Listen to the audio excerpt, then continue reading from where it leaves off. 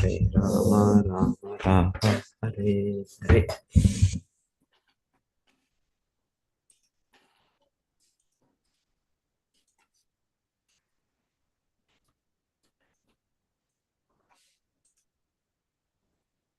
So ಇವತ್ತಿನ ಶ್ಲೋಕ ತಸ್ಯ ರಾಜ್ಞೋ ಮಹಾಭಾಗ ಭಗವಾನ್ ಭೂತ ಭಾವನಃ ಪರಿತುಷ್ಯತಿ ವಿಶ್ವಾತ್ಮ ತಿಷ್ಟತೋ ನಿಜ ಶಾಸನೆ. ಇದೆಲ್ಲ ಇದು ಹಿಂದೆ ಶ್ಲೋಕ. ಇವತ್ತು 8 ಯಸ್ಯ ರಾಷ್ಟ್ರೇ ಪುರೇ ಚೈವ ಭಗವಾನ್ ಯಜ್ಞಪೂರುಷ ಯುಜ್ಯತೆ ಸ್ವೇನ ಧರ್ಮೇಣ ಜನೈರ್ ವರ್ಣಾಶ್ರಮಾನ್ವಿತೈಹಿ. ಸೊ ಇಲ್ಲಿ ರಾಜನು ಯಾವಾಗ ಧರ್ಮಾತ್ಮ ಅಂತ ಹೇಳ್ತಾ ಇದ್ದಾರೆ. ಯಾವ ರಾಜನ ರಾಜ್ಯದಲ್ಲಿ ಮತ್ತು ನಗರಗಳಲ್ಲಿ ಜನಸಾಮಾನ್ಯರು ವರ್ಣ ಮತ್ತು ಆಶ್ರಮಗಳ 8 ಸಾಮಾಜಿಕ ವರ್ಗ ವ್ಯವಸ್ಥೆಯನ್ನು ಕಟ್ಟುನಿಟ್ಟಾಗಿ ಪಾಲಿಸುವರು, ಎಲ್ಲಿ ಸಮಸ್ತ ಪ್ರಜೆಗಳು ತಮ್ಮ ತಮ್ಮ ನಿರ್ದಿಷ್ಟ ವೃತ್ತಿಗಳ ಮೂಲಕವೇ ದೇವೋತ್ತಮ ಪರಮಪುರುಷನನ್ನು ಪೂಜಿಸುವರು, ಅಂತಹ ರಾಜನು ಧರ್ಮಾತ್ಮನೆಂದು ಭಾವಿಸಲಾಗುತ್ತದೆ. ಸೊ ಯಾರು ಇದನ್ನು ಪಾಲನೆ ಮಾಡೋದಿಲ್ಲ ಅಂತ ರಾಜನು ದುರಾತ್ಮ ಅಂತ ಹೇಳ್ಬೇಕು. ಇಲ್ಲಿ ಅರ್ಥ ಇಲ್ಲಿ ಕೊಟ್ಟಿರೋ ಪ್ರಕಾರ ದುರಾತ್ಮ, ಮಹಾತ್ಮ, ಧರ್ಮಾತ್ಮ, ಪುಣ್ಯಜೀವಿ, ಪಾಪಜೀವಿ. ಹೀಗೆ ನಾವು ಪುಣ್ಯಾತ್ಮ ಅಂತ ಕೂಡ ಹೇಳ್ತೀವಿ, ಪಾಪಾತ್ಮ. ಸೊ ಬದ್ಧಾತ್ಮರು ಅಂದ್ರೆ ಹೆಚ್ಚು ಕಡಿಮೆ ನಾವು ಪಾಪಾತ್ಮರೇ ನಾವು. ಆದರೆ ನಮಗೆ ಒಂದು ಅವಕಾಶ ಇದೆ, ಇದರಿಂದ ನಾವು ಬದಲಾಗಬಹುದು. ಸೊ ಬದಲಾಗಿ ನಾವು ಹೀಗೆ ಪುಣ್ಯಾತ್ಮರು, ಧರ್ಮಾತ್ಮರು, ಮಹಾತ್ಮರು ಆಗ್ಬೋದು ನಾವು. ಇಲ್ಲಾಂದ್ರೆ ಸ್ವಾಭಾವಿಕವಾಗಿ ಬೈ ಡಿಫಾಲ್ಟ್ ನಮ್ಮ ಮೋಡ್ ನಮ್ದು ಪಾಪಾತ್ಮ, ದುರಾತ್ಮ ಹಾಗೆ. ಸೊ ಇಲ್ಲಿ ಹೇಳ್ತಾ ಇರೋದು ರಾಜನು, ಪ್ರಭುಪಾದರು ಹೇಳ್ತಾ ಇರೋದು ಇಲ್ಲಿ ರಾಜನ ಕರ್ತವ್ಯ ಮತ್ತೆ ನಾಗರಿಕರು ಪ್ರಜೆಗಳ ಕರ್ತವ್ಯ ಬಹಳ ಚೆನ್ನಾಗಿ ಈ ಶ್ಲೋಕದಲ್ಲಿ ವಿವರಿಸಿದೆ ಅಂತ. ಸೊ ಹೇಳ್ತಾರೆ ಶ್ರೀರಾಮಚಂದ್ರ ಭಗವಂತನೇ ಪರಮಪುರುಷ, ದೇವೋತ್ತಮ ಪರಮಪುರುಷ. ಅವರ ತಂದೆಯ ಆಜ್ಞೆಯಿಂದ ಅವರು ವನವಾಸಕ್ಕೆ ಹೊರಟು ಬಿಟ್ರು. ನಂತರ ಅವರು ರಾವಣನನ್ನೆಲ್ಲ ಕೊಂದ ಮೇಲೆ ಮತ್ತೆ ವಾಪಸ್ ಬಂದು ಅವ್ರು ಸ್ವೀಕರಿಸ್ಬೇಕು. ಅವರ ತಮ್ಮ ಭರತ ಮಹಾರಾಜ, ಭರತರು ಕೂಡ ಸಾಮಾನ್ಯ ವ್ಯಕ್ತಿ ಅಲ್ಲ, ಅವ್ರ ಭಗವಂತನ ವಿಸ್ತರಣೆ ವಿಷ್ಣುವೇ. ಸೊ ಅವರ ಪರವಾಗಿ ಅವರು ಆಳ್ವಿಕೆ ಮಾಡಿ, ಅವರ ಅಯೋಧ್ಯೆಯಲ್ಲಿ ಅರಮನೆ ಇರಲಿಲ್ಲ ಅಂತ ಕೇಳ್ತಾರೆ. ಅವ್ರಿಗೆ ಈಗ ಶ್ರೀರಾಮಚಂದ್ರನ ಪಾದುಕೆಯನ್ನು ಅವರು ಇಟ್ಟು ಅವರು ಅದನ್ನೇ ಪೂಜಿಸುತ್ತಾ ಅದು ಪ್ರತಿನಿಧಿಯಾಗಿ ಅವರು ಯಾರೊಬ್ರು ಅಜಂಬಾರ ಮಾಡ್ಬೇಕು. ಇವಾಗ ನಾನು ತಾಯಿಯ ಇದರಿಂದ ಕುತಂತ್ರದಿಂದ ಈ ರೀತಿ ಆಗ್ಬಿಟ್ಟಿದೆ ಅಂತ ಅವರು ಕಾರ್ಯನಿರ್ವಹಣೆ ಮಾಡ್ತಾರೆ ಭರತ ಮಹಾರಾಜರು. ಸೇಮ್ ರಾಜರ್ಷಿ, ಸೊ ಭಗವಂತನೇ. ಸೊ ಹಾಗೆಲ್ಲ ಚೆನ್ನಾಗೇ ನಡೆಯುತ್ತೆ. ಆದ್ರೂ ಕೂಡ ಶ್ರೀರಾಮಚಂದ್ರ ವಾಪಸ್ ಬಂದಿದ ತಕ್ಷಣ ಅವ್ರಿಗೆ ಅಧಿಕಾರ ಒಪ್ಪಿಸ್ಲಿಕ್ಕೆ ರೆಡಿ. ಸೊ ಹೇಳ್ತಾರೆ ಆಗ ಫಸ್ಟ್ ಕಂಡೀಷನ್ ಶ್ರೀರಾಮಚಂದ್ರ ಇವರಿಗೆ ಭರತನಿಗೆ ಹೇಳಿದ್ದು, ಇವಾಗ ನಿನ್ನ ಪ್ರಜೆಗಳು, ನೀನು ಇಷ್ಟು ವರ್ಷ ಆಳ್ವಿಕೆ ಮಾಡಿ ನೀನು, ಸೊ ನಾನು ರಾಜನಾಗಿ ಸ್ವೀಕಾರ ಮೊದಲು ಇವರೆಲ್ಲ ವರ್ಣಾಶ್ರಮ ಪದ್ಧತಿಯನ್ನು ಪಾಲನೆ ಮಾಡ್ತಾರಾ ಅಂತ ಶ್ರೀರಾಮಚಂದ್ರ ಭಗವಂತನೇ ಹೇಳಿದ್ದಂತೆ. ಸೊ ಪ್ರಜೆಗಳು ರೆಡಿ ಇದ್ರೆ ಅವಾಗ ಶ್ರೀರಾಮಚಂದ್ರ ಭಗವಂತನು ನಾನು ಅಧಿಕಾರ ವಹಿಸ್ಲಿಕ್ಕೆ ರೆಡಿ, ಇಲ್ಲ ಅಂದ್ರೆ ನಾನು ವಹಿಸೋದಿಲ್ಲ. ವರ್ಣಾಶ್ರಮದ ಧರ್ಮ ಅಂದ್ರೆ ಅದರಲ್ಲಿ ಭಗವಂತನೇ ಕೊಟ್ಟಿರೋ ಧರ್ಮ ಅಂದ್ರೆ ಧರ್ಮಂತು ಸಾಕ್ಷಾತ್ ಭಗವತ್ ಪ್ರಣೀತ. ಸೊ ಆ ಧರ್ಮ ನಿಯಮಗಳು ಸಮಾಜದಲ್ಲಿ ಎಲ್ಲರೂ ಕೂಡ ಹೇಗೆ ಆಧ್ಯಾತ್ಮಿಕ ಪ್ರಗತಿ ಸಾಧಿಸಬಹುದು ಅಂತ ವೈಜ್ಞಾನಿಕ ರೀತಿಯಲ್ಲಿ ಭಗವಂತನು ಯೋಜಿಸಿರುವ ವಿಧಾನ. ಸೊ ವರ್ಣ ಮತ್ತೆ ಆಶ್ರಮ. ವರ್ಣ ಅಂದ್ರೆ 4 ವರ್ಣಗಳು. ಸೊ ಭಗವದ್ಗೀತೆಯಲ್ಲಿ ಕೃಷ್ಣ ಸ್ಪಷ್ಟವಾಗಿ ಹೇಳಿದ್ದಾರೆ, ಚಾತುರ್ವರ್ಣ್ಯಂ ಮಯಾ ಸೃಷ್ಟಂ. ಸೊ ಈ 4 ವರ್ಣಗಳನ್ನ ನಾನೇ ಸೃಷ್ಟಿ ಮಾಡಿದೆ. ಆದ್ರೆ ಹೇಗೆ ಸೃಷ್ಟಿ ಮಾಡಿದೀನಿ? ಚಾತುರ್ವರ್ಣ್ಯ ಮಯಾ ಸೃಷ್ಟಂ ಗುಣಕರ್ಮ ವಿಭಾಗ. ಗುಣ ಮತ್ತೆ ಕರ್ಮದಿಂದ. ಕೃಷ್ಣನು ಭಗವದ್ಗೀತೆಯಲ್ಲಿ ಪ್ರತಿಯೊಬ್ಬರಿಗೂ ಒಂದೊಂದು ನಿರ್ದಿಷ್ಟ ಗುಣಗಳಿರ್ತಾರೆ. 5 ಬೆರಳಿದೆ ನಮ್ದು. 5 ಬೆರಳು ಒಂದೇ ರೀತಿಯಲ್ಲಿಲ್ಲ. ನಮ್ಮ ಕೈಯಲ್ಲೇ ನೋಡೋಣ ನಾವು. 5 ಬೆರಳು, ಹೆಬ್ಬೆರಳಿದೆ, ಇದು ಒಂದು ಕೆಲಸ ಮಾಡುತ್ತೆ. ಇನ್ನೊಂದು ಚಿಕ್ಕ ಬೆರಳು, ಇನ್ನೊಂದು ಉಂಗುರದ ಬೆರಳು, ಇನ್ನೊಂದು ಮಧ್ಯ ಬೆರಳು, ಈ ರೀತಿ ಬೇರೆ ಬೇರೆ ಬೆರಳು. ಎಲ್ಲ ಬೆರಳಿಗೆ ಬೆರಳು ಮಾಡೋ ಕೆಲಸ ನಾನು ಬರಿಬೇಕಂದ್ರೆ ಬರಿಬಹುದು, ಕಷ್ಟ ಇದ್ರೆ ಒಂದ್ಸಲ ಬೇರೆದೆಲ್ಲ ಅಭ್ಯಾಸ ಮಾಡಿ ಬರಿಬಹುದು, ಚಿಕ್ಕ ಬೆರಳಲ್ಲಿ ಇದ್ರಲ್ಲಿ ಏನೋ ಮಾಡ್ಬೋದು. ಆದ್ರೆ ಚೆನ್ನಾಗಿ ನಾನು ಬರಿಬೇಕು ಅಂದ್ರೆ ಹೆಬ್ಬೆರಳು ಬೇಕೇ ಬೇಕು. ಯಾವುದಕ್ಕೂ ಕೂಡ ಹೆಬ್ಬೆರಳು ತುಂಬಾ ಮುಖ್ಯ. ಸೊ ಎಲ್ಲ ಬೆರಳು ಸೇರಿ ಕೆಲಸ ಮಾಡುವಾಗಲೂ ಹೆಬ್ಬೆರಳು ತುಂಬಾ ಮುಖ್ಯ ಆಗುತ್ತೆ. ನಾವು ನೋಡ್ಬೋದು ನಮ್ಮ ಭಗವಂತನ ಮಾಡಿರೋ ಇದ್ರ ದೇಹದಲ್ಲೇ ಒಂದು ಬೆರಳು ಗುಣಗಳು ಒಂದೇ ರೀತಿಯಲ್ಲಿಲ್ಲ ಎಲ್ಲ. ಸೊ ಆ ರೀತಿಯಲ್ಲಿ ಪರ್ಟಿಕ್ಯುಲರ್ಲಿ ನಾವು ಬದ್ಧ ಜೀವನದಲ್ಲಿ ಬದ್ಧಾತ್ಮರಾಗಿದ್ದೇವೆ. ಸೊ ಇಲ್ಲಿ ಪ್ರತಿಯೊಬ್ಬರಿಗೂ ಬೇರೆ ಬೇರೆ ಒಂದೊಂದು ರೀತಿಯ ಒಂದು ಪ್ರವೀಣತೆ ಇರುತ್ತೆ, ಒಂದು ಕಲೆ ಇರುತ್ತೆ, ಒಂದು ಗುಣ ಇರುತ್ತೆ. ಹೆಚ್ಚಾಗಿ ಮುಖ್ಯವಾಗಿ 3 ಗುಣಗಳು: ಸತ್ವ, ರಜಸ್ಸು, ತಾಮಸ್. ಅದರ ಪ್ರಭಾವದ ಮೇಲೆ ಈ ವಿಭಾಗಗಳು. ಚಾತುರ್ವರ್ಣ್ಯಂ ಮಯಾ ಸೃಷ್ಟಂ ಗುಣಕರ್ಮ ವಿಭಾಗ. ಸೊ ಗುಣ ಯಾರು ಸ್ವಲ್ಪ ಸತ್ವಗುಣದಲ್ಲಿ ಅವರ ಹೆಚ್ಚು ಪ್ರಭಾವ ಇರುತ್ತೆ ಅವರನ್ನು ಬ್ರಾಹ್ಮಣ. ಸೊ ಹೆಚ್ಚು ರಾಜಸ ಗುಣದಲ್ಲಿ ಪ್ರಭಾವ ಇದ್ರೆ ಆ ವ್ಯಕ್ತಿ ಕ್ಷತ್ರಿಯ. ಆಮೇಲೆ ರಾಜಸ ತಾಮಸ ಎರಡು ಸ್ವಲ್ಪ ಮಿಶ್ರಣ ಆಗಿದ್ರೆ ಆ ವ್ಯಕ್ತಿ ವೈಶ್ಯನಾಗ್ಬೋದು. ಮತ್ತೆ ಬರೇ ಹೆಚ್ಚು ತಮಗುಣ ಹೆಚ್ಚು ಇದ್ರೆ ಅದು ಶೂದ್ರ. ಹೀಗೆ ನಾವು ಬೇರೆ ಬೇರೆ ಹಿನ್ನೆಲೆಯಿಂದ ಬೇರೆ ಬೇರೆ ಹಿಂದೆ ಕರ್ಮದಿಂದ ನಮ್ಮ ಚಟುವಟಿಕೆಗಳು ಇರುತ್ತೆ. ಸೊ ಅದರನ್ನು ಯಾರು ಗುರುತಿಸೋರು, ಅದನ್ನ ಇಲ್ಲಿ ಭಗವಂತನು ಅಲ್ಲಿ ಗುರುತಿಸೋದು ಗುರುಗಳು, ಆಚಾರ್ಯರು. ಸೊ ಹೇಳ್ತಾರೆ ಆಚಾರ್ಯರು ಫಸ್ಟ್ ಎಲ್ಲರೂ ಹೋಗ್ತಾ ಇದ್ರು, ಎಲ್ಲರೂ ಹೋಗಿ ಗುರು ಅಲ್ಲಿ ನೋಡ್ತಾ ಇದ್ರು, ಈ ವ್ಯಕ್ತಿ ಬ್ರಾಹ್ಮಣನಾಗಿ ತರಬೇತಿ ಹಾಕಿ ಸರಿ, ಈ ವ್ಯಕ್ತಿ ಕ್ಷತ್ರಿಯನಾಗಿ, ಈ ವ್ಯಕ್ತಿ ವೈಶ್ಯ, ಇಲ್ಲ ಇನ್ನೊಂದು ವ್ಯಕ್ತಿ ಶೂದ್ರ. ಸೊ ಹಾಗೆ ಗುರು ನಿರ್ದೇಶನ ಮಾಡಿ ಅವರು ನಂತರ ಅವರು ಆಗ್ತಾ ಇದ್ರು. ಅದು ವೈಜ್ಞಾನಿಕವಾದ ಸಿಸ್ಟಮ್. ಆಮೇಲೆ ಕಾಲಕ್ರಮೇಣ ಹೇಗಾಗ್ಬಿಡುತ್ತೆ ಅಂದ್ರೆ ಹೇಗಾಗ್ತಾ ಇತ್ತು ಅಂದ್ರೆ ಅಲ್ಲಿ ಸಮಾಜನೇ ಅಷ್ಟು ಆ ರೀತಿಯಲ್ಲಿದ್ದಾಗ ಹೆಚ್ಚಾಗಿ ಒಬ್ಬ ಬ್ರಾಹ್ಮಣ ತಂದೆ ಇದ್ದವರು, ತಂದೆ ತಾಯಿ ಮಕ್ಕಳು ಆಟೋಮೆಟಿಕ್ ಆಗಿ ಬ್ರಾಹ್ಮಣ ಆಗೋದು. ಯಾಕೆಂದ್ರೆ ಹಾಗೆ ಆ ಸಂಸ್ಕೃತಿ ಬೆಳೆದ್ ಬಿಡ್ತಾ ಇತ್ತು ಅವ್ರು. ಸೊ ಇವಾಗಲೂ ಈಗ ಆಧುನಿಕವಾಗೂ ನೋಡೋದು ನಾವು, ಒಂದು ಮನೆತನದಲ್ಲಿ ಅವ್ರು ಟೀಚರ್ಸ್ ಇದ್ರೆ ಮಕ್ಕಳು ಕೂಡ ಟೀಚರ್ಸೇ ಆಗ್ತಾರೆ, ಒಂದು ಮನೆತನದಲ್ಲಿ ಲಾಯರ್ಸ್ ಅವ್ರು ಲಾಯರ್ಗಳೇ ಆಗ್ತಾರೆ, ಅವ್ರು ಇಂಜಿನಿಯರ್, ಡಾಕ್ಟರ್ ಹಾಗೆ ಆಗ್ತಾರೆ. ಇದೆಲ್ಲ ನೋಡ್ತೀವಿ ನಾವು, ಈಗಲೂ ಕೂಡ ನೋಡ್ತೀವಿ. ಯಾಕಂದ್ರೆ ಆ ಕುಟುಂಬದಲ್ಲಿ ಆ ಮನೆಯಲ್ಲಿ ಅವರ ವೃತ್ತಿಯಿಂದ ಅವ್ರಿಗೂ ಕೂಡ ಹಾಗೆ ಆಗುತ್ತೆ. ಸೊ ಹೀಗೆ ಹಾಗೆ ಇದು ಕಾಲ ಸಮಯದಲ್ಲಿ ಹಾಗೆ ಸ್ವಲ್ಪ ಹೆಚ್ಚಾಗಿ ಜನ್ಮದ ಇದ್ಮೇಲೆ, ಅದೇ ಜನ್ಮದಿಂದ ಇಲ್ಲ, ಜನ್ಮನ ಜಾಯತೆ ಶೂದ್ರ. ಜನ್ಮದಿಂದ ಹೇಳೋದು ಎಲ್ಲರೂ ಕೂಡ ಶೂದ್ರರೇ ಅಂತ ಒಂದು ಹೇಳೋದು. ಶೂದ್ರ ಅಂದ್ರೆ ನಮಗೆ ತಾಮಸಿಕ ಗುಣನೇ ಹೆಚ್ಚಾಗಿದೆ. ಸೊ ಸಂಸ್ಕಾರಾತ್ ಭವೇದ್ ಬೀಜ. ಗುರುವಿನ ನಿರ್ದೇಶನದಲ್ಲಿ ಆ ಸಂಸ್ಕಾರದಿಂದ ಆ ಒಂದು ನಮ್ಮ ಇದರಿಂದ ಪರಿಶುದ್ಧತೆಯಿಂದ ದ್ವಿಜ, 2ನೇ ಜನ್ಮ ಸಿಗುತ್ತೆ. ಗುರುವನ್ನು ಸ್ವೀಕರಿಸಿ ನಾನು ಗುರು ಹೇಳೋದೇ ಮಾಡ್ತೇನೆ, ನಾನು ಗುರು ಬಿಟ್ಟು ನಾನು ಮಾಡೋದಿಲ್ಲ. ನಾನು ಗುರುವನ್ನು ತಂದೆ ಅಂತ ಸ್ವೀಕಾರ ಮಾಡೋದು, ಶಾಸ್ತ್ರವನ್ನು ತಾಯಿ ಅಂತ ಸ್ವೀಕಾರ ಮಾಡೋದು, ವೇದ ಮಾತೆ.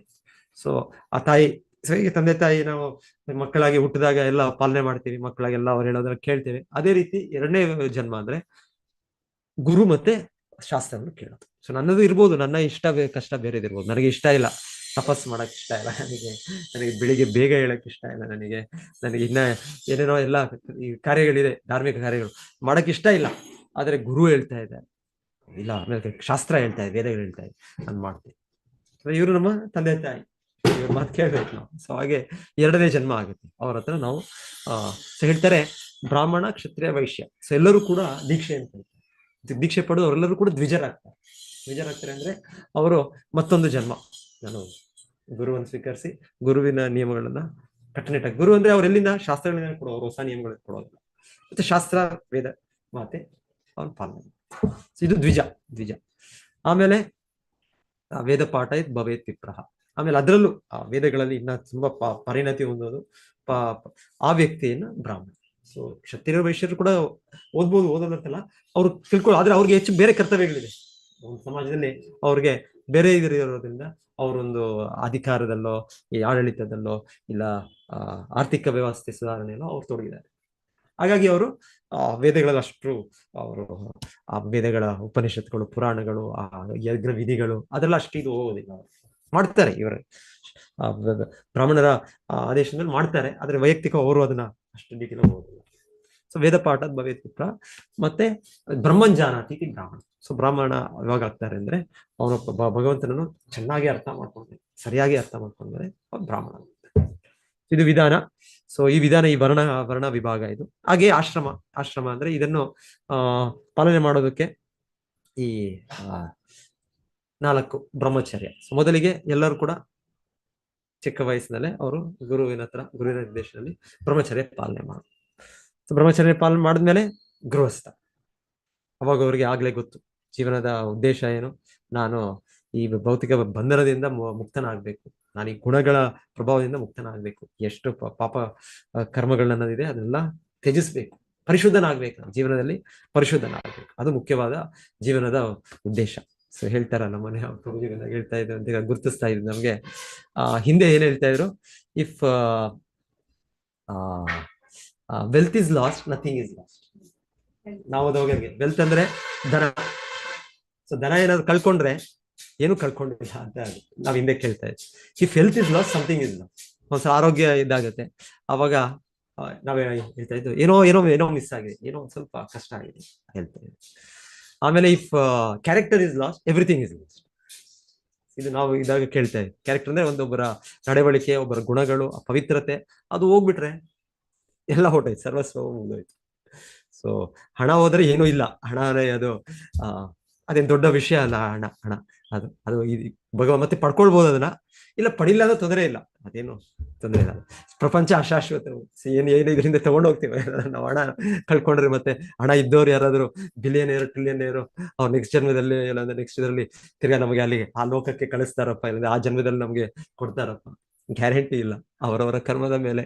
ಪುಣ್ಯ ಕರ್ಮ ಮಾಡಿದ್ರೆ ಡೆಫಿನೆಟ್ಲಿ ನೆಕ್ಸ್ಟ್ ಜನ್ಮದಲ್ಲಿ ಅವರು ಕೂಡ ಅವರು ಸಿಲ್ವರ್ ಸ್ಪೂನ್ ಇಂದ ಹುಟ್ಟುತ್ತಾರೆ, ಏನು ಬೆಳ್ಳಿಯ ಇದರಲ್ಲಿ ಸ್ಪೂನ್ ಇಂದ ಅವರು ಹುಟ್ಟುತ್ತಾರೆ. ಆ ರೀತಿ ಕುಟುಂಬ ಹುಟ್ಟಬಹುದು. ಆದ್ರೆ ಮತ್ತೆ ಅವರು ಪಾಪಿ ಕರ್ಮಗಳು ಮಾಡಿದ್ರೆ ಮತ್ತೆ ತಿರ್ಗಾ ಝೀರೋ ಆಗ್ಬಿಡುತ್ತೆ. ಸೊ ಹಾಗೆ ಇದು ಧನ ಅದು ಇದಿಲ್ಲ, ಶಾಶ್ವತವಲ್ಲ. ಹಾಗೆ ಅಲ್ಲಿ ಹಿಂದೆ ಹೇಳ್ತಾ ಇದ್ದು, ಧನ ಇಲ್ಲ ಅಂದ್ರೆ ನಥಿಂಗ್ ಇಸ್ ಲಾಸ್ಟ್. ಏನು ತೊಂದರೆ ಇಲ್ಲ. ಏನು ಹಣ ಆರ್ಥಿಕವಾಗಿ ಏನು ಕಳ್ಕೊಂಡ್ರು ಕೂಡ ಏನು ದೊಡ್ಡ ವಿಷಯ ಅಲ್ಲ, ಏನು ತೊಂದರೆ ಇಲ್ಲ. ಆದ್ರೆ ಹೆಲ್ತ್, ಆರೋಗ್ಯ ಕಳ್ಕೊಂಡ್ಬಿಟ್ರೆ ಏನಾಗುತ್ತೆ, ಕಷ್ಟ. ಸ್ವಲ್ಪ ಸಮಥಿಂಗ್ ಇಸ್ ಲಾಸ್ಟ್ ಅಂದ್ರೆ ಒಂದ್ ರೀತಿ ಆಧ್ಯಾತ್ಮಿಕ ಜೀವನಕ್ಕೂ ಕಷ್ಟ ಆಗುವುದು. ಇಲ್ಲ ಭೌತಿಕವಾಗೂ ಕೂಡ ಏನಾದ್ರು ಮಾಡಕ್ಕೆ ಕಷ್ಟ ಆಗುತ್ತೆ. ಭೌತಿಕವಾಗಿ ಆರೋಗ್ಯನೇ ಸರಿ ಇಲ್ಲ ಅಂದ್ರೆ ಇವಾಗ ಏನ್ ಮಾಡೋದು, ಏನ್ ಚಟುವಟಿಕೆಗಳು ಮಾಡೋದು, ಏನು ಜೀವನೋಪಾಯಕ್ಕೆ ಮಾಡೋದು, ಎಲ್ಲಕ್ಕೂ ಕೂಡ ಒಂದು ರೀತಿ ಕಷ್ಟ ಆಗತ್ತೆ. ಹೆಲ್ತ್ ಪರ್ಟಿಕ್ಯುಲರ್ಲಿ ಆಧ್ಯಾತ್ಮಿಕ ಇದಕ್ಕೆ ಒಂದ್ ರೀತಿ ಹೇಳ್ಬೋದು. ಹಾಗೆ ಪರ್ಟಿಕ್ಯುಲರ್ ಯಾಕಂದ್ರೆ ನಾವು ಮುಕ್ತ ಪುರುಷರಲ್ಲ, ಮುಕ್ತ ಪುರುಷರಿದ್ದಾರೆ, ಅವ್ರಿಗೆ ಆರೋಗ್ಯ ಏನಾದ್ರೂ ಇರ್ಲಿ. ಶಿಲ ಪ್ರಭುಪಾದರು ನೋಡಿದ್ರೆ ಅವರು ಅಂತಿಮ ದೇಹವನ್ನು ಬಿಡೋ ಸಮಯದಲ್ಲಿ ಅವ್ರಿಗೆ ಏನೂ ಇಲ್ಲ, ಅವರ ಮುಖ ಹೀಗೆ ಇದಾಗಿದೆ ನೋಡಿ. ಇದು ಪ್ರಭುಪಾದ ಅನ್ಸುತ್ತೆ, ಅವ್ರ ವಿಡಿಯೋಗಳು ನೋಡಿದ್ರೆ, ಪ್ರಭುಪಾದದ ವಿಡಿಯೋ ಹಿಂದೆ ಲಾಸ್ಟ್ ಅಲ್ಲಿ. ಆದ್ರೆ ಪ್ರಭುಪಾದರು ಆಗ್ಲೂ ಕೂಡ ಸಂಪೂರ್ಣ ಕೃಷ್ಣ ಪ್ರಜ್ಞೆಯಲ್ಲಿದ್ದಾರೆ. ಸೊ ಅವ್ರಿಗೆ ಏನ್ ತೊಂದರೆ ಇಲ್ಲ. ಅವ್ರಿಗೆ ಆ ಸ್ಥಿತಿಯಲ್ಲಿ ಅವ್ರಿಗೆ ಆ ಕೃಷ್ಣ ಚಿಂತನೆ 24 ಗಂಟೆ ಸ್ಮರಣೆ. ಸೊ ಅವ್ರಿಗೆ ಹೆಲ್ತ್ ಅದ್ ಹೇಗಿದ್ರು ತೊಂದರೆ ಇಲ್ಲ. ಇಲ್ಲ ಹರಿದಾಸ್ ಠಾಕೂರ್ 3 ಲಕ್ಷ ನಾಮವನ್ನು ಹೇಳ್ತಾ ಇದ್ರು, ಹೇಗಿದ್ರು ಹೇಳ್ತಾ ಇದ್ರು. ಅವ್ರಿಗೆ ಆರೋಗ್ಯ ಚೆನ್ನಾಗಿದೆ. ನಮ್ಗೆ ಆರೋಗ್ಯ ಚೆನ್ನಾಗಿಲ್ಲ ಅಂದ್ರೆ ಒಂದು ಸುತ್ತು ಜಪ ಮಾಡಕ್ಕೂ ಕಷ್ಟ ಆಗ್ಬಿಡುತ್ತೆ ನಮ್ಗೆ. ಹರೇ ಕೃಷ್ಣ ಚೆನ್ನಾಗಿದ್ದಾಗ ಹೇಳ್ತೀವಿ ನಾವು. ಹೇಳ್ತಾರಲ್ಲ ಹೇಗೆ ಅಂದ್ರೆ ಗಿಣಿ ಹೇಳುತ್ತಂತೆ, ಅದಕ್ಕೆ ಹರೇ ಕೃಷ್ಣ ಹೇಳ್ಕೊಟ್ರೆ ಒಂದೊಂದು ವಿಡಿಯೋಗಳು ಅದು ಕೂಡ ತುಂಬಾ ಚೆನ್ನಾಗಿ ಹೇಳುತ್ತೆ, ತುಂಬಾ ಮಧುರವಾಗಿ ಹೇಳುತ್ತೆ. ಹರೇ ಕೃಷ್ಣ ಕೃಷ್ಣ ಕೃಷ್ಣ ಹರೇ ಹರೇ, ಹರೇ ರಾಮ ರಾಮ ರಾಮ ಹರೇ ಅಂತ ಗಿಣಿನೂ ಕೂಡ ನಮಗಿಂತ ಚೆನ್ನಾಗಿ ಹೇಳುತ್ತೆ, ನಮಗಿಂತ ಇಂಪಾಗಿ ಮಧುರವಾಗಿ ಹೇಳುತ್ತೆ. ಆದ್ರೆ ಅದಕ್ಕೆ ಕತ್ತಿಗೆ ಇಟ್ಕೊಂಡ್ರೆ ಏನಾಗುತ್ತೆ, ಅದು ಹರೇ ಕೃಷ್ಣ ಹೇಳೋದಿಲ್ಲ, ಅದು ಹೇಳ್ತಾ ಇರೋದು. ಯಾಕಂದ್ರೆ ಅದಕ್ಕೆ ಅದರ ಬೆಲೆ ಗೊತ್ತಿಲ್ಲ, ಏನೋ ಒಂದು ಅಭ್ಯಾಸದಿಂದ ಹರೇ ಕೃಷ್ಣ ಹೇಳ್ತಾ ಇದೆ ಅಷ್ಟೇ ಅದ್ಗಿನಿ. ಸೊ ಹಾಗೆ ನಾವು ರೀತಿ ಈಗ ಸಾಧನಾ ಭಕ್ತಿ ಅಂದ್ರೆ ನಾವು ಏನೋ ಸ್ವಲ್ಪ ನೆನಪು ಬಂದಾಗ ಆಚಾರ್ಯರ ವಾಣಿ, ಈ ಶಾಸ್ತ್ರಗಳ ವಾಣಿ, ಭಕ್ತರು ಹೇಳಿದ್ದು ನೆನಪು ಬಂದಾಗ ಇಲ್ಲ ನಾನು ತುಂಬಾ ಸೀರಿಯಸ್ ಆಗಿ ಜಪ ಮಾಡ್ಬೇಕು ನಾನು. ಹರೇ ಕೃಷ್ಣ ಕೃಷ್ಣ ಕೃಷ್ಣ ಹರೇ ಹರೇ, ಹರೇ ರಾಮ ರಾಮ ರಾಮ ಹರೇ ಹರೇ. ಒಂದೊಂದು ಪದಾನು ಹೇಳ್ಬೇಕು ನಾನು, ಯಾವ್ದು ಬಿಡಬಾರ್ದು. ಅಂದ್ರೆ ಜಪ ಮಾಡುವಾಗ ಬಿಟ್ಬಿಡ್ತೀವಿ, ನುಂಗ್ಬಿಡ್ತೀವಿ, 1-2 ಪದಗಳು ನುಂಗ್ಬಿಡ್ತೀವಿ ಇವಾಗ. ಸೊ ಹರೇ ಕೃಷ್ಣ ಮತ್ತೆ ಏನೋ ಹೋಗ್ಬಿಡುತ್ತೆ. ಸೊ ಹೀಗೆಲ್ಲ ನಾವು ನೆನಪು ಬಂದಾಗ ಸ್ವಲ್ಪ ಜಾಗರೂಕತರಾಗ್ತೀವಿ ನಾವು. ಆದ್ರೆ ಈ ತರ ಕಷ್ಟ ಬಂದಾಗ, ಇನ್ನೊಂದೇನೋ ಇದು ಬಂದಾಗ ನಮ್ಗೆ ಆಗೋದಿಲ್ಲ, ಕಷ್ಟ. ಆರೋಗ್ಯ ಇದಾದಾಗ ಕಷ್ಟ ಆಗುತ್ತೆ ನಮ್ಗೆ. ಸೊ ಅದಕ್ಕೆ ಹೇಳ್ತಾರೆ, ಆರೋಗ್ಯ ಹಿಂದೆ ಹೋಗ್ಬಿಟ್ರೆ ಏನೋ ಮಿಸ್ಸಿಂಗ್ ಅಂತ ಹೇಳ್ತಾರೆ. ಮಿಸ್ಸಿಂಗ್. ಯಾಕಂದ್ರೆ ನಾವು ಬದ್ಧ ಜೀವನ ಅದು ಕೂಡ ಬೇಕು ನಮ್ಗೆ. ಆರೋಗ್ಯವನ್ನು ಚೆನ್ನಾಗಿದ್ರೆ ಆಗ ನಾವು ಸಾಧನೆ ಮಾಡ್ಲಿಕ್ಕೂ ಭಕ್ತಿ ಮಾಡ್ಲಿಕ್ಕೆ ನಮಗೆ ಅನುಕೂಲ ಆಗುತ್ತೆ. ಆದ್ರೆ ಕ್ಯಾರೆಕ್ಟರ್ ನಮ್ಮ ನಡವಳಿಕೆ, ನಮ್ಮ ಗುಣಗಳು, ಅದು ಕಲುಷಿತ ದೃಷ್ಟಿ, ಭೌತಿಕ ದೃಷ್ಟಿ, ಅದು ಪಾಪ ಪ್ರವೃತ್ತಿ, ಅದು ಬಂದ್ಬಿಟ್ರೆ ಬಹಳ ಕಷ್ಟ. Everything is last. ಆದ್ರೆ ಇವತ್ತಿನ ಪ್ರಪಂಚದಲ್ಲಿ ಇಲ್ಲ. ಇವತ್ತಿನ ಪ್ರಪಂಚದಲ್ಲಿ ಸಮಾಜದಲ್ಲಿ ದೊಡ್ಡ ದೊಡ್ಡ ದೇಶಗಳಿದೆ, ಆರ್ಥಿಕವಾಗಿ ಗುಣಮಟ್ಟ ದೇಶಗಳಿದೆ. ಆದ್ರೆ ಏನು ನಿಯಮಗಳು ಪಾಲನೆ ಮಾಡೋದು, ಏನು ಅಲ್ಲಿ ನಡವಳಿಕೆ ಅನ್ನೋದೇ ಇಲ್ಲ. ಅಲ್ಲಿರೋ ಪ್ರಧಾನಿ, ಅಲ್ಲಿರೋ ಅಧ್ಯಕ್ಷರು, ಅಲ್ಲಿಂದಾನೆ ಅವರೇ ಎಲ್ಲ ನಂಬರ್ ಒನ್ ಏನ್ ಹೇಳ್ತೇವೆ, ಮಾಂಸಾಹಾರ ಭಕ್ಷಣೆ, ಇದು ಅನೈತಿಕ ಸ್ತ್ರೀ ಸಂಬಂಧ, ಮತ್ತೆ ಜೂಜು, ಮತ್ತೆ ಮದ್ಯಪಾನ, ಎಲ್ಲಾದ್ರೂ ಅವರೇ ನಂಬರ್ ಒನ್. ಇನ್ನ ಅವ್ರ ಪ್ರಜೆಗಳು ಆ ರೀತಿ ಈಗ ಸಮಾಜ ಅಂದ್ರೆ ಕಲಿಯುಗದಲ್ಲಿ ಹಣವನಿಂದಾನೇ ದೊಡ್ಡಪ್ಪ, ದುಡ್ಡಿದ್ದವನೇ ದೊಡ್ಡಪ್ಪ, ದುಡ್ಡಿದ್ದವನೇ ದೊಡ್ಡಪ್ಪ. ಸೊ ದುಡ್ಡು ಕಟ್ಕೊಂಡೆ ಎಲ್ಲ ಹೋಯ್ತು ಅಂತ. ಇದು ಹೀಗೆ ಸಮಾಜದ ಇದು. ಆದ್ರೆ ಇದು ಸಮಾಜ ಅಲ್ಲ. ಸಮಾಜ ಅಂದ್ರೆ ಇಲ್ಲಿ ಹೇಳ್ತಾ ಇರೋದು ವರ್ಣಾಶ್ರಮ ಧರ್ಮವನ್ನು ಪಾಲನೆ ಮಾಡುವ ಸಮಾಜ. ಸೊ ಹೇಳ್ತಾರೆ ಚೈತನ್ಯ ಮಹಾಪ್ರಭು ಹೇಳೋದು, ಯಾವಾಗ ಇದು ಪದ್ಮಪುರಾಣದಿಂದ ಅಂತ ಪ್ರಭುಪಾದರು ಹೇಳ್ತಾ ಇದ್ದಾರೆ, ಅಲ್ಲಿ ಹೇಳೋದೇನಂದ್ರೆ, ಯಾವುದು ಸಮಾಜ ನಾಗರಿಕ ಸಮಾಜ ಅಂದ್ರೆ ಸಿವಿಲೈಸ್ ಸೊಸೈಟಿ, ಸಿವಿಲೈಸೇಷನ್ ಅಂತ ನಾವು ಹೇಳ್ತೇವೆ. ಈಗ ನಾವು ಸಿವಿಲೈಸೇಷನ್, ನಾಗರಿಕತೆ ಶುರುವಾಗಿದ್ದು ಎಲ್ಲಿ, ಅಲ್ಲಿಂದ ಮೊದಲಿಗೆ Indus valley civilisation, Harappa civilisation, Mohenjodaro civilisation, ಮತ್ತೆ ಅಲ್ಲಿ ಬ್ಯಾಬಿಲೋನಿಯನ್ ಸಿವಿಲೈಸೇಷನ್. ಇಲ್ಲಿ ಈ ತರ ಎಲ್ಲ ಇವರು ಕಂಡಿಡ್ಕೊಂಡಿದ್ದಾರೆ. ಈ ತರ ಅವಾಗಿಂದ ನಾಗರಿಕತೆ ಶುರುವಾಗಿದ್ದು, ಅದ್ರ ಹಿಂದೆ ಜನರೆಲ್ಲ ಕಾಡು ಜನರು, ಅವರೆಲ್ಲ ಒಂದು ನಗರ ಹಳ್ಳಿ ಜೀವನನೂ ಇಲ್ಲ. ಅವರು ಹೇಗೆ ಇದ್ರು, ಅವರು ಜಿಪ್ಸಿ, ನೊಮ್ಯಾಡ್, ಈ ತರ ಎಲ್ಲೆಲ್ಲೋ ಹೇಗೆಗೋ ಇದ್ರು ಅವರು ಅಂತ ಎಲ್ಲ ಇವ್ರ ಭಾವನೆ. ಇಲ್ಲ, ನಮ್ಮ ವೈದಿಕ ಇದ್ರ ಪ್ರಕಾರ ಇನ್ನ ಸಮಾಜ ತುಂಬಾ ಉನ್ನತವಾಗಿತ್ತು. ಯಾಕಂದ್ರೆ ಆಗ ವರ್ಣಾಶ್ರಮ ಧರ್ಮದ ಪಾಲನೆ ಆಗ್ಲೇ ಇತ್ತು. ಸೊ ಹೇಳ್ತಾರೆ, ಸಮಾಜ ಅಂದ್ರೆ ಇವಾಗ ಇವ್ರು ಅನ್ಕೊಳ್ಳೋದು, ನಾವು ಈ ತರ ದೇಶಗಳನ್ನ ಮಾಡ್ಬಿಟ್ಟು ದೇಶಗಳಿಗೆ ಗಡಿ ಇದು ಮಾಡಿ, ಒಂದು ದೇಶದಿಂದ ಇನ್ನೊಂದು ದೇಶದ ಮಧ್ಯದಲ್ಲಿ ಫೆನ್ಸ್ ಹಾಕಿ, ಇದೆಲ್ಲ ಇದೆ ಈಗ ಭಾರತಕ್ಕೂ ನಮ್ಗೆಲ್ಲ ಬಾಂಗ್ಲಾದೇಶ್ ಬಾರ್ಡರ್ ಅಂದ್ರೆ ಎಷ್ಟು ಇಲ್ಲ. ಯಾಕಂದ್ರೆ ಎಲ್ಲಿಂದ ಅಲ್ಲಿಂದ ಇವ್ರು ಬರ್ತಾರೆ, ಏನೇನೋ ಇದೆಲ್ಲ ಈ ತರ ಪ್ರಾಬ್ಲಮ್ಸ್ ಇದೆ. ಹಿಂದೆ ಆ ತರ ಎಲ್ಲ ಇರ್ತಾ ಇರ್ಲಿಲ್ಲ ಇದೆಲ್ಲ.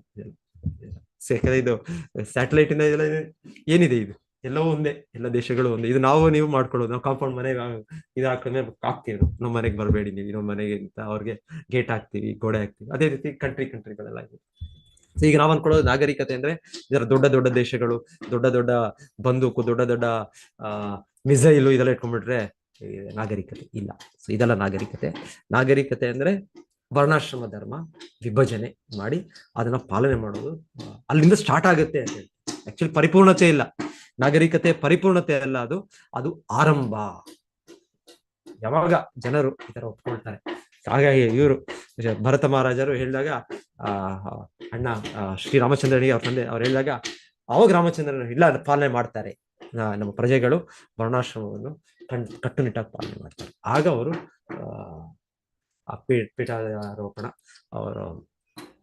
ಅವರ ಪಟ್ಟಾಭಿಷೇಕ ಆಗಿ ರಾಜನ ನಿರ್ವಹಣೆ ಮಾಡಿ. ಯಾಕಂದ್ರೆ ರಾಜನು ಪಾಲನೆ ಮಾಡ್ಬೇಕು, ಪಾಲನೆ ಮಾಡೋದಕ್ಕೆ ಪ್ರಜೆಗಳು ಕೂಡ ಪಾಲನೆ ಮಾಡ್ಬೇಕು. ಸೊ ಅದು ಮುಖ್ಯ ಆಯ್ತು. ಸೊ ಇಲ್ಲಿ ಹೇಳ್ತಾ ಇರೋದು ಇಲ್ಲಿ ವರ್ಣಾಶ್ರಮ ಆಚಾರವತ ಪುರುಷೇನ ಪರಪುಮ ವಿಷ್ಣುರ ಆರಾಧ್ಯತೆ ಪಂಥ ನತ್ತೋಷ ಕಾರಣ. ಆಮೇಲೆ ಕೇವಲ ಈ ವರ್ಣಾಶ್ರಮ ಪದ್ಧತಿ ಕಾಲ ಸಮಯದಲ್ಲಿ ಏನಾಯ್ತು, ಬ್ರಾಹ್ಮಣನ ಮಗ ಬ್ರಾಹ್ಮಣ ವಂಶದ ಬ್ರಾಹ್ಮಣ, ಕ್ಷತ್ರಿಯ ವಂಶದ ಕ್ಷತ್ರಿಯ, ಅವ್ರಿಗೆ ಅರ್ಹತೆ ಇದೆಯೋ ಇಲ್ವೋ ಅವರದನ್ನ ತಗೊಂಡ್ಬಿಟ್ರು, ಅವ್ರ ಅಧಿಕಾರವನ್ನು ತಗೊಂಡ್ಬಿಟ್ರು. ನಾನೇ ಬ್ರಾಹ್ಮಣ, ನಾನೇ ಕ್ಷತ್ರಿಯ, ನಾನೇ ರಾಜ, ರಾಜಕುಮಾರ. ಸೊ ಇದೆಲ್ಲ, ಸೊ ಅದು ದಾರಿ ತಪ್ಪು. ಸೊ ಆ ದಾರಿ ತಪ್ಪಿದ್ರಿಂದ ಅದು ನಷ್ಟ ಆಯ್ತು. ಇಲ್ಲಾಂದ್ರೆ ಅದು ಬೇಕದು, ವ್ಯವಸ್ಥೆ ಬೇಕು, ಅದು ವೈಜ್ಞಾನಿಕ ವ್ಯವಸ್ಥೆ. ಅದರಿಂದ ಸಮಾಜದಲ್ಲಿ ಪ್ರತಿಯೊಬ್ಬರು ಅವರವರ ನಿರ್ದಿಷ್ಟ ಕಾರ್ಯಗಳಿಂದ ಅವರ ಶಕ್ತಿಯಿಂದ ಕೃಷ್ಣನ ಮಥುರೆಯಲ್ಲಿ ಎಂಟರ್ ಆಗುವಾಗ ನಾವು ಕೇಳೋದು, ಅಕ್ರೂರ ಬಂದು ಕರ್ಕೊಂಡು ಹೋಗ್ತಾರೆ, ಕೃಷ್ಣನ ಕರ್ಕೊಂಡು ಹೋದಾಗ. ಸೊ ಅಲ್ಲಿ ಒಂದ್ ನಿಮಿಷ, ಹರೇ ಕೃಷ್ಣ. ಸೊ ಪ್ರಭು, ಸೊ ವರ್ಣಾಶ್ರಮ ಇದು ಪಾಲನೆಯಿಂದ ಉದ್ದೇಶ ಭಗವಂತನ ತೃಪ್ತಿಪಡಿಸೋದು. ಸೊ ಭಗವಂತನ ಕೃಷ್ಣನು ಬಂದ ವೃಂದಾವನದಿಂದ ದ್ವಾರಕೆಗೆ ಬಂದಾಗ ಪ್ರವೇಶಗೊಂಡಾಗ ಮೊದಲಿಗೆ ಅವ್ರಿಗೆ ಇವ್ರು ನೋಡ್ತಾ, ಮಥುರಾ ನಗರ ಏನಿದೆ ಅಂತ ಭಗವಂತನ ನೋಡ್ತಾ ಇರ್ತಾನೆ, ಕೃಷ್ಣ ಬಲರಾಮರು ಅವರ ಸ್ನೇಹಿತರೊಟ್ಟಿಗೆ. ಮತ್ತೆ ಅವರು ಮೊದಲಿಗೆ ಬರೋದು ಅವರು ಇವ್ರ ಹತ್ರ ಯಾರು ಕಂಡ್ಕೊಳ್ಳೋದು, ಎಷ್ಟೋ ಜನ ಭೇಟಿ ಮಾಡ್ತಾರೆ, ಎಷ್ಟೋ ಜನ ಗೌರವಿಸ್ತಾ ಇರ್ತಾರೆ ಭಗವಂತನ.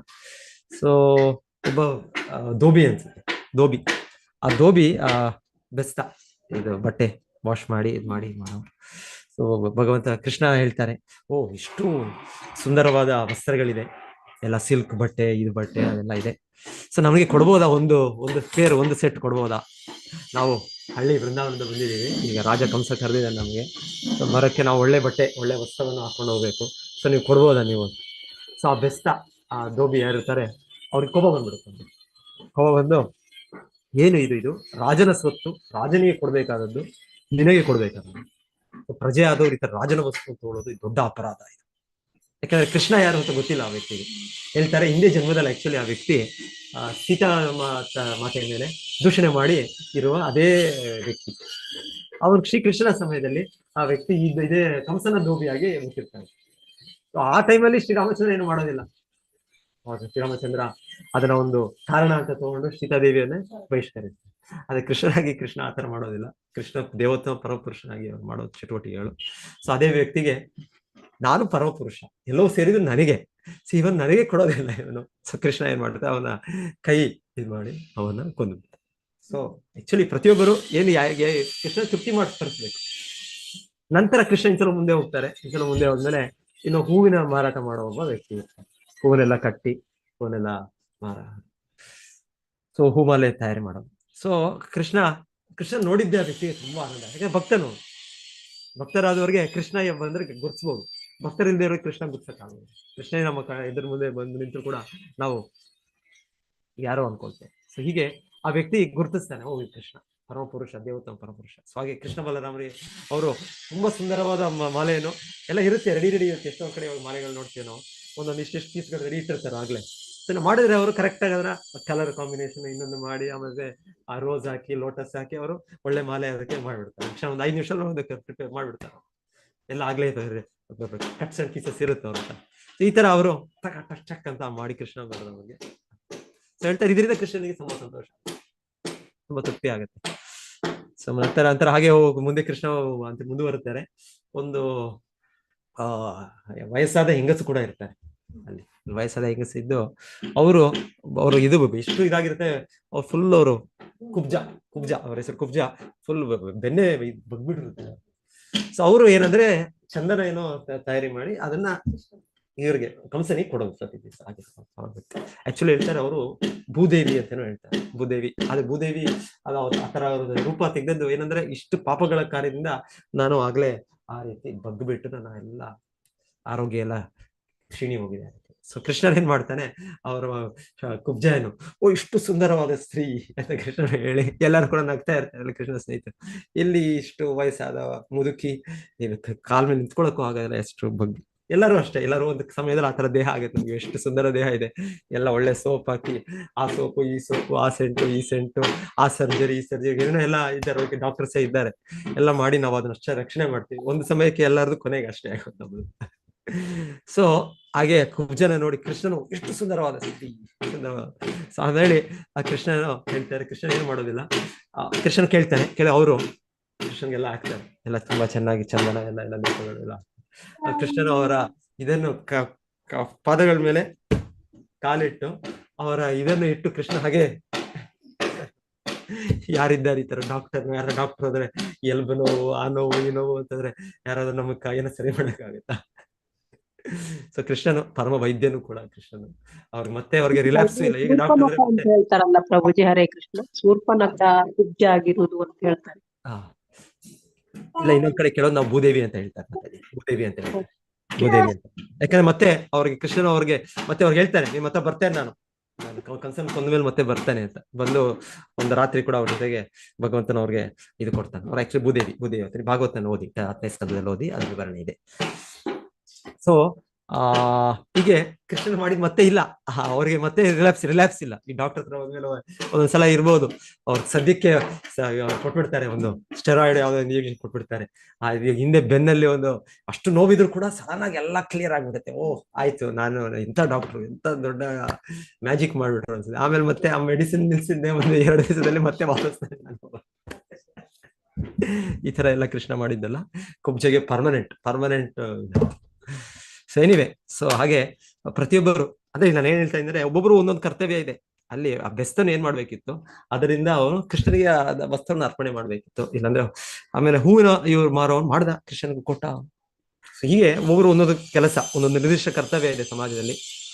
ಬ್ರಾಹ್ಮಣನ ಇದರಲ್ಲಿ ಬರ್ಬೋದು. ಅದು ಅಲ್ಲ, ಕ್ಷತ್ರಿಯದ ಬ್ರಾಹ್ಮಣ ಅಂದ್ರೆ ಒಂದು ಟೀಚರ್ ಆಗಿ, ಅಧ್ಯಾಪಕನಾಗಿ ಹೋಗಿದ್ರೆ ಅವರು ಕಲಿಸ್ತಾ ಇರೋ ಯಾವುದೇ ಇದರಿಂದನೂ ಅವರು ಕೃಷ್ಣನನ್ನು ಸಾಬೀತು ಮಾಡ್ಬೇಕು. ಹೌದು, ಭಗವಂತನಿದ್ದಾನೆ. ಕೆಮಿಸ್ಟ್ರಿ ಟೀಚರ್ ಇಂದ ಕೂಡ ಅವ್ರು ಮಾಡ್ಬೋದು. ಅವರು ಕೆಮಿಸ್ಟ್ರಿ ಟೀಚರ್ ಹೇಳ್ತಾ ಹೇಳ್ತಾ ಮಕ್ಕಳಿಗೆ ಅವ್ರ ಅಯ್ಯೋ ಇದು ಹೈಡ್ರೋಜನ್ ಹೀಗಿದೆ, ಇದು ಆಕ್ಸಿಜನ್ ಹೀಗಿದೆ, ಅದು ಸೇರಿದ್ರೆ ವಾಟರ್ ಆಗುತ್ತೆ, ಆಮೇಲೆ ಇದು ತಯಾರಿ ಮಾಡಿದ್ರೆ ಕಬ್ಬಿಣ ಆಗುತ್ತೆ. ಇದೆಲ್ಲ ಇದೆಲ್ಲ ಇರ್ಲಿ, ಅದ್ರ ಜೊತೆಗೆ ಮೊದಲಿಗೆ ಎಲ್ಲಿಂದ ಸ್ಟಾರ್ಟ್ ಮಾಡ್ಬೇಕು? ಇದೆಲ್ಲ ಯಾರು ತಯಾರಿ ಮಾಡಿ? ಭೂಮಿರಾಪೋ ಅನಲೋ ವಾಯು ಕಮ್ಮನೋ ಬುದ್ಧಿರೇವಚ. ಸೊ ಕೃಷ್ಣ ಭಗವದ್ಗೀತೆಯಲ್ಲಿ ಹೇಳಿದಾನೆ, ಇದೆಲ್ಲವೂ ನನ್ನ ಶಕ್ತಿಗಳೇ, ನನ್ನ ವಿಭಿನ್ನ ಶಕ್ತಿಗಳು, ಇದೆಲ್ಲವೂ ಕೃಷ್ಣನಿಂದಲೇ ಬರ್ತಾ ಇರೋದು. ಇದೆಲ್ಲ ಈ ಆಕ್ಸಿಜನ್, ಹೈಡ್ರೋಜನ್ ಇದೆಲ್ಲ. ಸೊ ಅವರು ಇದನ್ನು ಹೇಳ್ಕೊಡ್ಬೇಕು, ಇದೆಲ್ಲ ಕೃಷ್ಣನಿಗೆ ಸೇರಿದ್ದು. ಸೊ ಕೃಷ್ಣ ಏನೋ ಸ್ವಲ್ಪ ಆಚೆ ಈಚೆ ಅವ್ಯವಸ್ಥೆ ಮಾಡ್ಬಿಟ್ರೆ ನಮಗೆ ಉಸಿರಾಟನೂ ಕೂಡ ನಮ್ಗೆ ಉಸಿರಾಡಕ್ಕೂ ಆಗೋದಿಲ್ಲ.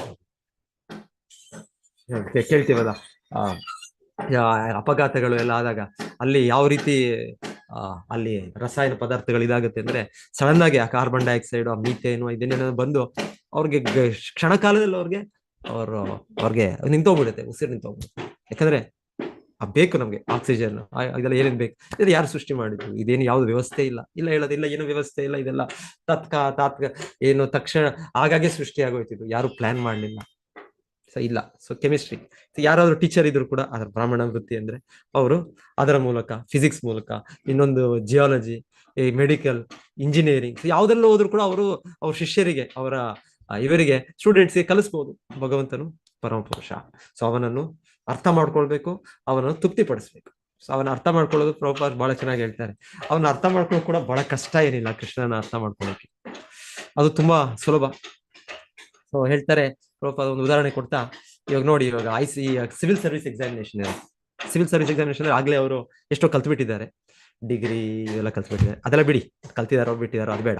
ಪ್ರಶ್ನೆ ಪ್ರಭುಪಾದಲ್ಲಿ ಹೇಳಿ ಸನ್ನಿವೇಶ ಅಂದ್ರೆ, ಈಗ ಕಲ್ತಿದ್ದಾರೆ ಅಂದ್ರೆ ಅವರು ಇದು civil service examination, IAS, IPS, IFS ಈ ತರ ಎಕ್ಸಾಮ್ ಬರುತ್ತೆ ತಕ್ಷಣ ಅವ್ರಿಗೆ ಜಾಬ್ ರೆಡಿ. ಇದೆ, ಅವ್ರಿಗೆ ಕೆಲಸ ಕೊಟ್ಬಿಡ್ತಾರೆ. ಅವ್ರು ಹೋಗಿ ನೀವು ಕಲೆಕ್ಟರ್ ಆಗೋ, ಡೆಪ್ಟಿ ಕಲೆಕ್ಟರ್ ಆಗೋ, ತಹಸೀಲ್ದಾರ್ ಆಗೋ, ನೀನು ಶುರು ಮಾಡ್ಬೋದು ಕೆಲಸ. ಇನ್ನೇನು ಅವರು ಇನ್ನೇನ್ ಮಾಡ್ಬೇಕು, ಇನ್ನೇನ್ ಕಲಿಬೇಕು. ಸೊ ಹಾಗೆ ಹೇಳ್ತಾರೆ, ಹೀಗೆ ನಾವು ಕೃಷ್ಣನ ಅರ್ಥ ಮಾಡ್ಕೊಂಡ್ರೆ ಆಗೋಯ್ತು, ತಕ್ಷಣ ಫಿನಿಶ್, ನಮ್ಮ ಕೆಲಸ ಫಿನಿಶ್. Next job ready. ಏನ್ ಜಾಬ್ ಅಂದ್ರೆ ಕೃಷ್ಣ ಭಕ್ತಿ ಸೇವೆಯನ್ನು ನಮ್ಮನ್ನ ನೇಮಕ ಮಾಡ್ಬೇಕು. ಕೃಷ್ಣ ನಮ್ಮನ್ನು ಕೃಷ್ಣ ಸ್ವೀಕರಿಸಿದ್ರೆ ಆಯ್ತು, ನಮ್ಗೆ ಇನ್ನೇನು ಬರೀ ಇಲ್ಲ. ನಮಗೆ ಇನ್ನೇನು ನಾವು ನಮ್ಮ ಜೀವನೋಪಾಯಕ್ಕೋ, ಆರ್ಥಿಕವಾಗೋ, ಇನ್ನೊಂದು ಇದಕ್ಕೋ ಯೋಚನೆ ಮಾಡೋ ಅಗತ್ಯ ಇಲ್ಲ. ಕೃಷ್ಣನು ನಮ್ಮನ್ನು ಸಲಹುತ್ತಾನೆ, ಕೃಷ್ಣ ನಮ್ಮನ್ನು ರಕ್ಷಿಸ್ತಾನೆ. ನಾವು ಸೊ ಹಾಗೆ ಈ ಭಕ್ತಿ ಕಾರ್ಯದಲ್ಲಿ ಕೃಷ್ಣನ ಅರ್ಥ ಮಾಡ್ಕೊಳ್ಳೋದು ಅಷ್ಟು ಮುಖ್ಯ. ಆಮೇಲೆ ಕೃಷ್ಣನ ಅರ್ಥ ಮಾಡ್ಕೊಳ್ಳೋಕೆ ನಮಗಿದೆ ಭಗವದ್ಗೀತೆ ಇದೆ, ಭಾಗವತ ಇದೆ. ಆಮೇಲೆ ಇಲ್ಲಿ ವಿಷಯ ಏನು? ಕೃಷ್ಣನು ಪರಮ ಪುರುಷ, ನಾವು ಅವನ ನಿತ್ಯ ಸೇವಕರು. ಇಷ್ಟ ಅರ್ಥ ಮಾಡ್ಕೊಳ್ಬೇಕಷ್ಟೇ ನಾವು, ಇನ್ನೇನು ದೊಡ್ಡದಿದೆ ಅರ್ಥ ಮಾಡ್ಕೊಳ್ಳೋದು ಬೇಡ. ಕೃಷ್ಣನು ಪರಮ ಪುರುಷ, ನಾನು ಅವನ ನಿತ್ಯ ಸೇವಕ, ನಾನು ಅವನ ಸೇವೆ ಮಾಡಬೇಕು. ಇದನ್ನ ನಾವು ಅರ್ಥ ಮಾಡ್ಕೊಂಡ್ರೆ ನಾವೆಲ್ಲ PhD ಮಾಡಿದಾಗೆ ಎಲ್ಲ IAS, IFS, IPS ಎಲ್ಲ ಎಕ್ಸಾಮ್ ಫಿನಿಶ್ ಮಾಡಿ ತಕ್ಷಣ ನಮ್ಗೆ ಜಾಬ್ ಸಿಗ್ತದೆ. ಇನ್ನೇನು ನಮ್ಗೆ ಬೇರೆ ಏನು ವಿಶ್ವವಿದ್ಯಾಲಯ ಅದು ಇದು ಎಲ್ಲ ಬೇಕಾಗುತ್ತೆ. ಸೊ ಇಲ್ಲ, ಅದು ಒಂದೊಂದ್ಸಲ ಇನ್ನ ಬಂದಿಲ್ಲ, ಅದನ್ನ ಅರ್ಥ ಮಾಡ್ಕೊಳಕ್ಕೆ ಅಂಡರ್ಸ್ಟ್ಯಾಂಡಿಂಗ್ ಬಂದಿಲ್ಲ ಅಂದ್ರೆ ಪ್ರಭುಪಾದ ಹೇಳ್ತಾರೆ, ತೊಂದರೆ ಇಲ್ಲ, ಆಚಾರ್ಯರು, ಶಾಸ್ತ್ರ ಇದೆ, ಅವರ ಮಾತಿನ ಮೇಲೆ ನಂಬಿಕೆ ಆದ್ರೂ ಇಟ್ಕೊಳ್ಳಿ ನೀವು. ನಂಬಿಕೆ. ಹೌದು, ಕೃಷ್ಣ ಪರಮ ಪುರುಷ, ಕೃಷ್ಣನು ದೇವೋತ್ತಮ ಪುರುಷ, ನಾನು ಕೃಷ್ಣನ ನಿತ್ಯ ಸೇವಕ. ಸೊ ಹಾಗೆ ನನ್ನ ಕರ್ತವ್ಯ, ನನ್ನ ಧರ್ಮ ಕೃಷ್ಣ ಸೇವೆ ಮಾಡಿ. ಸೊ ಇದನ್ನ ನಾವು ಆ ನಂಬಿಕೆಯನ್ನು ನಾವು ದೃಢ ನಂಬಿಕೆ ಇಟ್ಕೊಂಡ್ರೆ ಅವಾಗೆಲ್ಲ ಫಿನಿಶ್, ಎಲ್ಲ ನಮ್ಮ ಪರಿಪೂರ್ಣತೆ ಆಯ್ತು. ತುಂಬಾ ಸುಲಭ. ಶಿಲ ಪ್ರಭುಪಾದರು ಬಹಳ ಸುಲಭ ಮಾಡ್ಬಿಟ್ಟಿದ್ದಾರೆ. ಎಲ್ಲ ನಮಗೆ ಫಾರ್ಮುಲಾಗಳಾಗಿ ಅವ್ರು ಕೊಟ್ಟಿದ್ದಾರೆ. ಹೇಗೋ ಕೃಷ್ಣ ಅರ್ಥ ಮಾಡ್ಕೊಳ್ಳೋ ಪ್ರಯತ್ನ ಮಾಡಿ, ಎಷ್ಟು ಅರ್ಥ ಆಗ್ಲಿಲ್ಲ ಅಂದ್ರು ಆ ದೃಢ ನಂಬಿಕೆಯಿಂದ ಅವನನ್ನು ಆರಾಧಿಸಿ, ಅವನಿಗೆ ಶರಣಾಗತನಾಗಿ ಅವನನ್ನು ಸೇವೆ ಮಾಡಿ. ಸೊ ಅದರಿಂದ ನಿಮ್ಮ ಸಂಪೂರ್ಣ ಪರಿಪೂರ್ಣತೆ ಇದೆ. ಸಂಪೂರ್ಣ ಪರಿಪೂರ್ಣತೆ ಇಮಿಡಿಯೇಟ್ಲಿ ನೀವು ಕಲೆಕ್ಟರ್, ಕೆಲವು ತಹಸೀಲ್ದಾರ್, IAS, IPS ಆದಾಗ ತುಂಬಾ ಬೇಗ ನೀವು ಪರಿಪೂರ್ಣತೆ ಹಂತದಲ್ಲಿ ಇದ್ದೀರಾ. ಸೊ ಎನಿವೆ, ಈ ಶ್ಲೋಕ ಇವತ್ತು ವರ್ಣಾಶ್ರಮ ಇದ್ರ ಬಗ್ಗೆ, ನೆಕ್ಸ್ಟ್ ಕೆಲವು ಶ್ಲೋಕಗಳು ಅದರ ಬಗ್ಗೆನೆ. ಸೊ ವರ್ಣಾಶ್ರಮ ಪದ್ಧತಿಯನ್ನು ಸ್ವೀಕಾರ ಮಾಡೋದ್ರಿಂದ ಒಬ್ಬ ಸಮಾಜದಲ್ಲಿ ಒಂದು ನಾಗರಿಕತೆ ಬೆಳೆಯುತ್ತೆ ಅಂದ್ರೆ ಪ್ರತಿಯೊಬ್ಬರು ಒಂದು ಪರಸ್ಪರ ಒಂದು ಸಹಕಾರದಿಂದ ಅವರು ಭೌತಿಕವಾಗಿ ಕೂಡ ಅವರು ನೆಮ್ಮದಿಯನ್ನು ಪಡಿತಾರೆ, ಆಧ್ಯಾತ್ಮಿಕವಾಗಿ ಅವರೆಲ್ಲರೂ ಕೂಡ ಮುನ್ನಡೆ ಸಾಧಿಸ್ಲಿಕ್ಕೆ ಅದೊಂದು ಒಳ್ಳೆ ಇದಾಗತ್ತೆ, ಒಳ್ಳೆ ಏನಂತ ಹಿನ್ನೆಲೆ ಆಗತ್ತೆ. ಅದರಿಂದ ಬೇಗ ಬೇಗ ಅದನ್ನ ನಾವು ಆಧ್ಯಾತ್ಮಿಕ ಪ್ರಗತಿ ಸಾಧಿಸಿ ನಾವು ಇರೋ ಸ್ಥಿತಿಯಿಂದಲೂ ಪರಿಪೂರ್ಣತೆ ಪಡಿಬಹುದು. ಸೊ ಕೃಷ್ಣ ಗೀತೆಯಲ್ಲಿ ಹೇಳಿದಾಗೆ ಅದು ಪ್ರತಿಯೊಬ್ಬರು ತಮ್ಮ ತಮ್ಮ ಯಥಾ ಪ್ರವೃತ್ತಿರ್ಭೂತಾನ ಏನ ಸರ್ವಂ ಇದಂ ತತಂ ಸ್ವಕರ್ಮಣ ತಮ್ಮ ಅಭ್ಯರ್ಚ್ಯ ಸಿದ್ಧಿಂ ವಿಂದತಿ ಮಾನವಃ.